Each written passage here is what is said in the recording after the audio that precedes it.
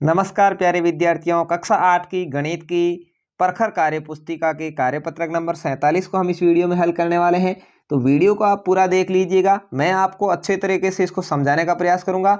साथ ही साथ यदि अभी तक आपने हमारे चैनल अनिल क्लासेस को सब्सक्राइब नहीं किया है तो जरूर कर लीजिएगा, क्योंकि आपको हमारे चैनल पर केवल कार्य पुस्तिका ही नहीं, बोर्ड परीक्षा के दौरान होने वाले प्रश्न पत्रों के मॉडल प्रश्न पत्र है वो भी हल करवाए जाएंगे, जिसमें से आपको परीक्षा में बहुत ज़्यादा सहायता मिलेगी। तो आप जरूर चैनल को सब्सक्राइब कर लें और अपने दोस्तों के साथ शेयर कर दें। चलिए कार्यपत्रक को हल करते हैं। संख्याओं की तुलना करने, उन्हें आरोही और अवरोही क्रम में लिखने की समझ बना पाना। आरोही का मतलब आपको पता है छोटे से बड़े की ओर, अवरोही का मतलब है बड़े से छोटे की ओर। चलिए संकेत यहाँ पर जो दिए गए हैं इनका प्रयोग करके रिक्त स्थान को भरना है। यहाँ दिया हुआ है 1/2, यहाँ दिया है 9/9। 9/9 का मतलब होता है 1 और ये है आधा, तो कौन सा बड़ा होगा? एक वाला बड़ा होगा। तो यहाँ पर इस तरह के आपको चिन्ह लगाना है, तो इस तरह वाला चिन्ह लग जाएगा। ऐसे यहाँ पर 1 और 7/8, तो ये 1 7/8 से बड़ा है, तो आपको ये चिन्ह लगाना है।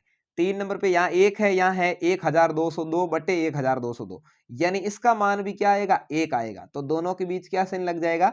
बराबर का चिन्ह है वो लग जाएगा। यहाँ है 1/5, यहाँ है 0। 0 से हमेशा धनात्मक संख्या है वो बड़ी ही होती है, भले ही वो बट्टा में हो। तो यहाँ पर ये 1/5 बड़ी हो जाएगी, तो इस तरह से ये चिन्ह है वो लग जाएगा। 3/5 और 1, तो 3/5 का मतलब होता है 0.6 और ये 1, तो 1 बड़ी है, ये वाला चिन्ह लगेगा।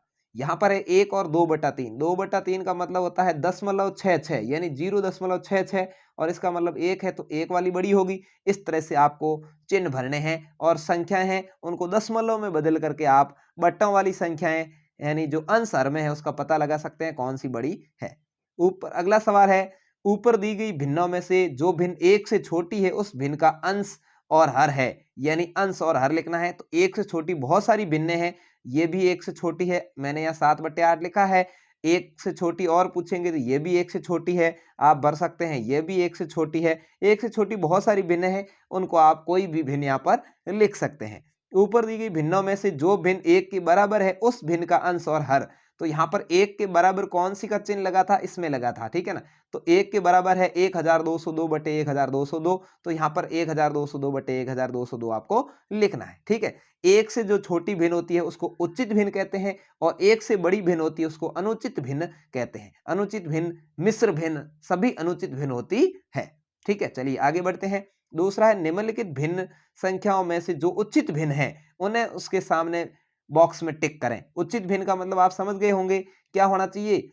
1 से छोटी सभी भिन्न है वो उचित भिन्न कहलाती है। यहाँ पर परिभाषा दे रखी थी, तो 1 से छोटी हो। यहाँ देखिए 8/8 का मतलब 1 होता है, तो यहाँ पर चिन्ह नहीं लगेगा। 4/7 ये 1 से छोटी है तो उचित भिन्न होगी, यहाँ पर राइट लगेगा। 2/3 ये भी 1 से छोटी है, उचित भिन्न है, ठीक है। 9/5 इसका मतलब है 1.8, यानी 1 से बड़ी है, तो इस पे कोई चिन्ह नहीं लगेगा, क्रॉस लगा सकते हो। 3/4 ये भी 1 से छोटी है, यहाँ राइट लगेगा। तो यहाँ पर आपके इस सवाल में 3 जगह राइट लगेंगे। यहाँ पर ये तीनों ही भिन्न 1 से छोटी है, यानी उचित भिन्न है, ठीक है। आप समझ गए होंगे अच्छे से। चलिए आगे बढ़ते हैं तीसरे सवाल की ओर।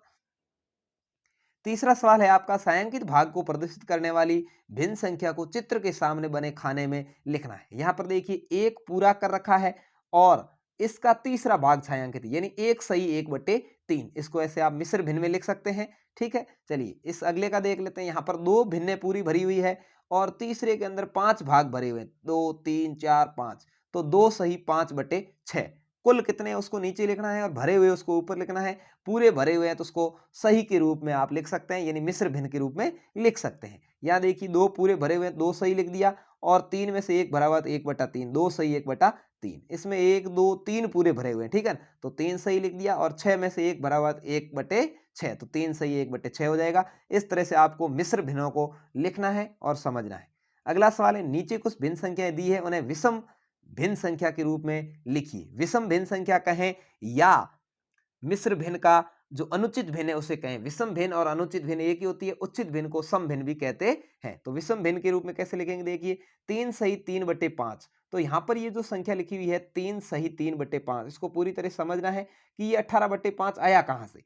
देखिए इसका और इसका दोनों का आपस में गुणा होगा, कौन सा? यहाँ जो सही में और ये है 5 तिरे 15, 5 तिये 15, और 15 के अंदर ये जुड़ेगी, ये जो ऊपर लिखी हुई ये जुड़ेगी, तो 15 और 3 18, ऊपर तो 18 आ गए और नीचे ये 5 के 5 आने, तो 18/5। ऐसे ही इसका करेंगे 5 3 15 और 8 23/5। इसका करेंगे तो पंजे की 25 और 4 29/5। तो उम्मीद है आपको ये कार्यपत्रक अच्छे से समझ में आया होगा। यदि अच्छे से समझ में आया, चैनल को जरूर सब्सक्राइब कर लें। धन्यवाद।